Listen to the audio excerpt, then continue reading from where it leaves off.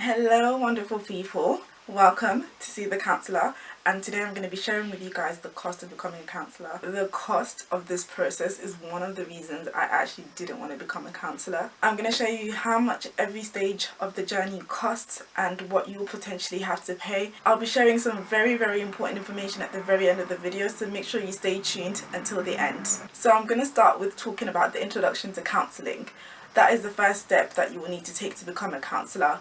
That course is very short, it's usually about 12 weeks. From my research, this course can cost anywhere between £95 to £329. That's the most expensive one that I saw. For the level 2 counselling diploma, the prices start from £200 and ranging up to £850, which is a hell of a lot.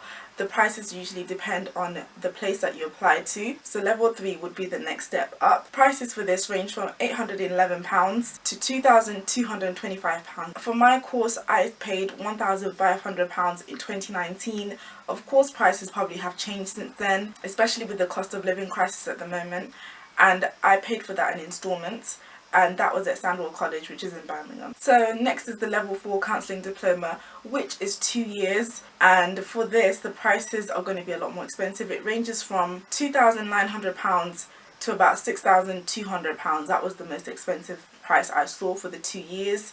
So hopefully you'll be able to find something on the cheaper end of the spectrum. For the level 5 counselling diploma, prices were ranging from £1,900 to £5,990. For a counselling degree, the prices were the same across the board, £9,250 across all universities in the UK. This might be with the exception of private universities, I'm not quite sure, but that's £9,250 a year. But there is a benefit that when you apply for a degree in the UK, you can get a student loan which pays for that automatically. As long as you're eligible to receive a student finance, then you can apply for it and they will pay for your tuition. So the only thing you would really have to pay for is just the extra costs, which you can probably get with your maintenance loan from student finance anyway, so you're good and you're safe in that way. For the counselling masters, prices ranged from £3,825 to £12,500 per year. However, in the UK, if you're eligible, you can apply for a student loan, which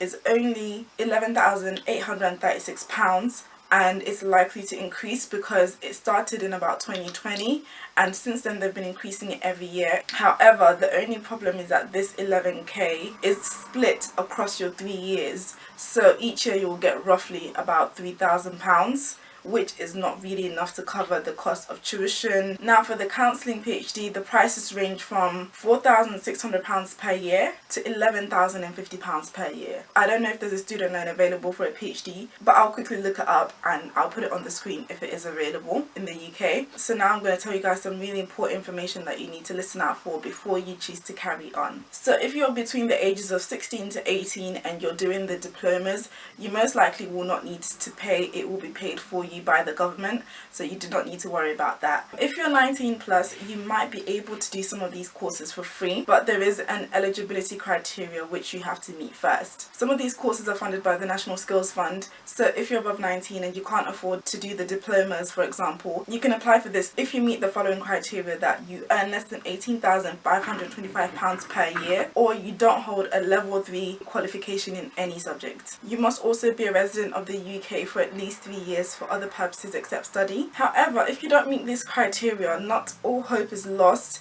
You can apply for an advanced learner's loan, which is available for anyone that's age 19 or over. So if you do take out this loan, you won't have to pay anything back until you've qualified and you're earning at least over £27,000 a year. So this might be an option for you if you don't meet the criteria for the National Skills Fund. So what I've just talked about now are the tuition costs of the course, and as you can see, it's very expensive, very pricey, but a lot of these places will let you pay in installments. So what are the extra costs? So with the diplomas, luckily there's not much else that you need to pay for except for your tuition and travel to your place of education. And once you reach the level 4 and level 5 diplomas, you'll probably have to pay for a supervisor and your insurance and maybe your DBS if you don't have one, and you might have to pay for membership with a governing body, and you might have to pay for books if there are books that you need, and you might have to pay for your personal therapy, because I do believe personal therapy is essential at that stage. So that's for the diplomas. For the degree, the masters and the PhD, there are things that you will have to consider paying for: a membership with the governing body,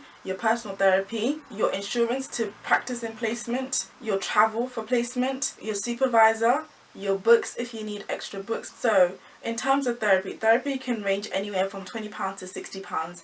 And as I've said before, ensure you ask for a student discount, because they do know that students will come to them for therapy. For the insurance I'm paying for this year for my placement is £41. Some of them are around £60. So at the moment, that's the price range as of 2022. The annual BPS membership, I mentioned it in my last video if you haven't watched it, is around £30. Paying for a supervisor, I'm not quite sure how much that is, but I'll put it on the screen and once I've had a look around, because my placement is paying for my supervisor, so that's something that I don't have to worry about.